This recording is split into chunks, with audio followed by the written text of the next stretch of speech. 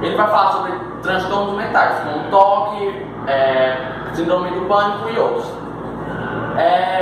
Esse vídeo é uma produção dos alunos do Colégio Era Cristo, do 8º ano. Então assistam o vídeo e deixem um like. Oi pessoal, meu nome é Thiago Macedo, sou médico psiquiatra e eu fui convidado para falar um pouco com vocês sobre transtornos de ansiedade. Os transtornos ansiosos são inúmeros, certo? Mas os mais importantes são transtornos de ansiedade generalizada, transtorno de pânico e o toque. Digamos que esses três são os fundamentais e os que geram mais transtornos na vida das pessoas. Lógico que existem inúmeros outros, como fobias, não é? Transtorno de ansiedade social e transtorno de ansiedade de separação na primeira e segunda infância. Mas, como eu disse, eu vou me fixar nos três primeiros. A ansiedade é um mecanismo psíquico adaptativo. O que é isso, Tiago? O mecanismo psicoadaptativo é algo que a gente desenvolve durante a nossa evolução que faz com que a gente se adapte às novas situações que a vida vai propondo. Se você tem uma prova, se você tem um vídeo como esse aqui que eu estou gravando para vocês, é natural que você desenvolva um mecanismo de ansiedade. Só que esse mecanismo, ele te serve para quê? Ele serve para que você possa programar, para que você possa criar estratégias perante a situação que está por vir, para que você não seja uma pessoa relapsa que deixa as coisas para a última hora. Então a ansiedade funciona nessas situações e funciona bem, né? Então, quando a ansiedade se torna patológica, quando a ansiedade se torna um transtorno, aí é que nós vamos ter problemas. O transtorno de ansiedade, a pessoa vai começar a se sentir apreensiva. Essa é a palavra da ansiedade, a apreensão. O indivíduo ele começa a estar sempre com medo, com expectativa de algo ruim para acontecer. E o final do pensamento são sempre finais catastróficos. Então você pensa em uma situação que está por vir, uma viagem que vai fazer, e sempre o final é catastrófico, coisas ruins, pensamento negativo. Essa apreensão vai mexendo com a concentração, você não consegue se concentrar, porque as temáticas estão se repetindo na sua cabeça antes mesmo que venham a acontecer. O sono começa a ficar comprometido, pode ter aumento ou diminuição de sono.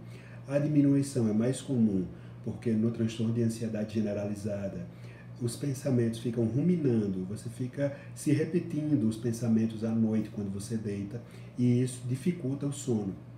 Outra coisa que é comum em pessoas ansiosas são os sintomas físicos, que a gente chama sintomas autonômicos. O que é isso? Sudorese, suor nas mãos, nos pés, as mãos frias, os pés frios, sensação de taquicardia, de aperto no peito. Não é? Tem pessoas que desenvolvem problemas gástricos e intestinais, diarreias súbitas, refluxo, azia, dor no estômago, cefaleia, que é dor de cabeça, tontura. Tudo isso, boca seca, tudo isso são sintomas de ansiedade. Mas a gente não pode esquecer que para isso tem que existir uma apreensão difusa, com sofrimento e com prejuízo nas funções da rotina, né? Prejuízo no trabalho, prejuízo nas relações, prejuízo nos estudos. Então é algo que vai trazer sofrimento e prejuízo acima de tudo. Passando para o transtorno de pânico, o transtorno de pânico que muita gente fala de forma equivocada, fala que pânico é medo. Pânico é sinônimo de medo na linguagem mais leiga. Dentro dos transtornos mentais, é importante saber isso, são transtornos mentais. Nós temos medo dessa ideia de transtorno mental, mas os transtornos mentais podem ser dos mais simples aos mais complexos. O transtorno de pânico, ele não é só medo, não é, gente? O transtorno de pânico, ele é uma agudização do transtorno de ansiedade. Raramente uma pessoa vai ter transtorno de pânico se não tiver um transtorno de ansiedade. São casos raros para isso acontecer. No geral, se começa com episódios de pânico. Mas por que se fala em transtorno de pânico? Porque o episódio de pânico, quando ele acontece uma única vez, duas vezes, eles são só episódios. Quando, depois de ocorrido uma vez, ele se repete e a pessoa começa a ter medo de sentir novamente tudo aquilo, ele começa a evitar situações em que ele sentiu episódios de pânico antes, isso se torna um transtorno de pânico. E o que é um episódio de pânico? O episódio de pânico nada mais é do que uma agudização da ansiedade. Tudo aquilo que eu falei da ansiedade você vai ter em um momento, certo? Em minutos, digamos, você está no trânsito, você está na escola, você está na sala de aula e te vem sensação de pensamentos confusos, sensação de que tudo está se embaralhando na sua mente. Junto disso vem sufocamento, aperto no peito. Duas coisas importantes do episódio de pânico. O indivíduo que passa por um episódio de pânico, ele vai relatar: doutor, eu tive uma sensação de que eu ia enlouquecer, que eu ia perder o juízo. Ou então que ele teve sensação de morte iminente. Doutor, eu achei que eu ia morrer naquela hora. Então as pessoas acreditam que estão ou enlouquecendo ou morrendo.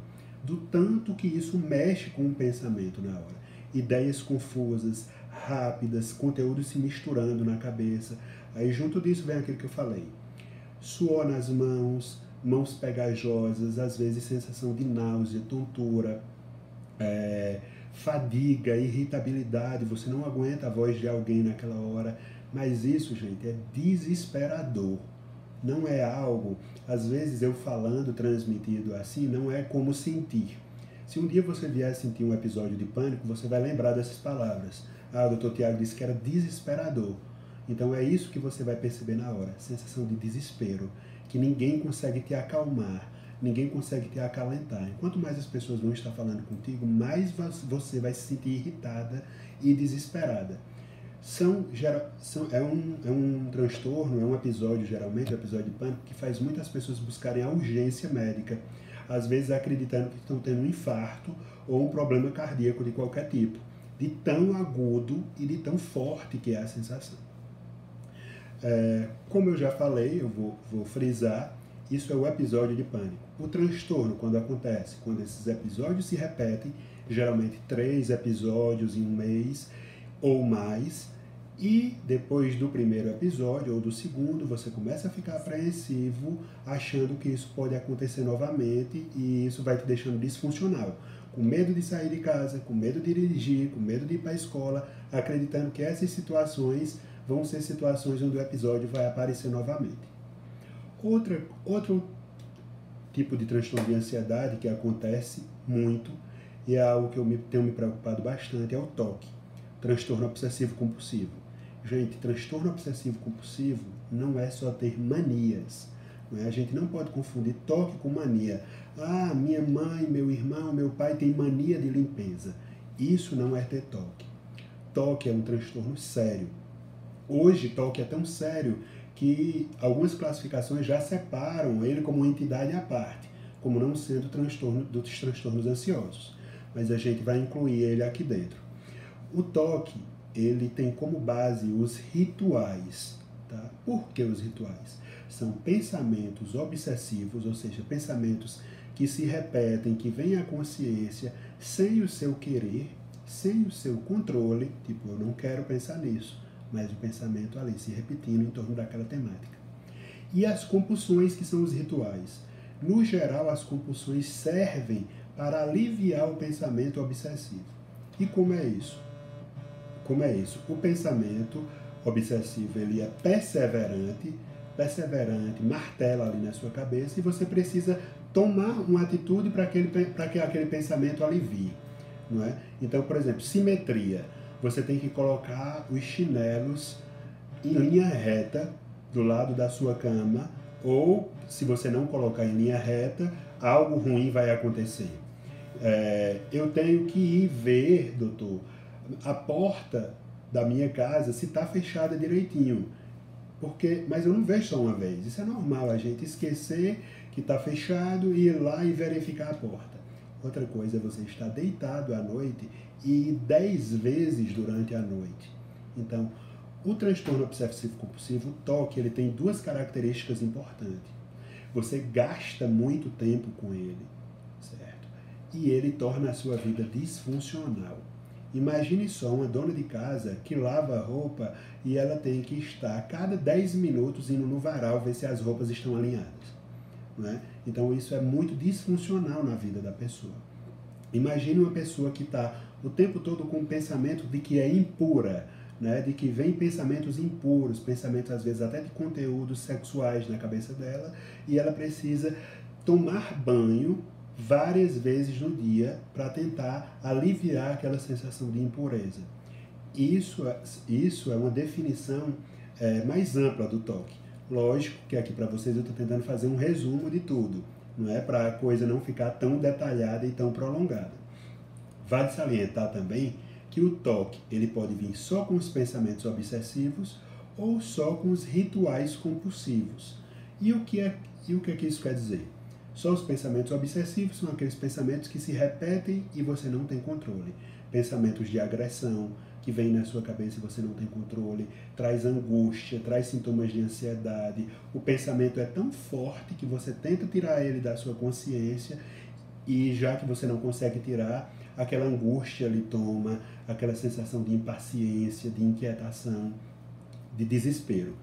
E pode acontecer só as atitudes compulsivas, que é aquela pessoa que sente muita inquietação, muita angústia se o celular não estiver em cima da mesa, alinhado com o computador, alinhado com os livros, não é? Aquela pessoa que, para dormir, tem que ir na porta e bater 3 vezes na porta, senão não consegue dormir. Doutor, e às vezes não vem associado com pensamento, às vezes não vem. Mas quando os rituais compulsivos não são cumpridos, a ansiedade toma de conta daquele indivíduo e ele fica disfuncional, ele não consegue fazer nada. Outra coisa que preocupa no toque é que as pessoas, como vão se prendendo a esses pensamentos obsessivos e a esses rituais, elas vão evitando situações. Então, se eu só saio na rua e só ando nos rejuntes da cerâmica, no rejunte da cerâmica das calçadas, o que acontece? Eu sofro muito andando assim, então eu prefiro não sair de casa. Começa a evitar situações em que o toque se aflore mais, os sintomas do toque apareçam. E essas pessoas precisam muito de um acompanhamento médico. Então o que é que fica aqui para vocês? Ir ao psiquiatra, ir ao psicólogo não é coisa de louco. É importante a gente tirar isso da nossa cabeça, não é? Todos os transtornos mentais podem acometer qualquer pessoa. Ninguém está livre de transtorno mental. Qualquer um de nós é vulnerável, não é? Então, essa é a dica aqui que eu deixo para vocês. Procurem um profissional de saúde, procurem um profissional de saúde mental, conversem com os professores e tentem o tempo inteiro buscar informações sobre os transtornos mentais, porque eles fazem parte do nosso convívio, do nosso cotidiano.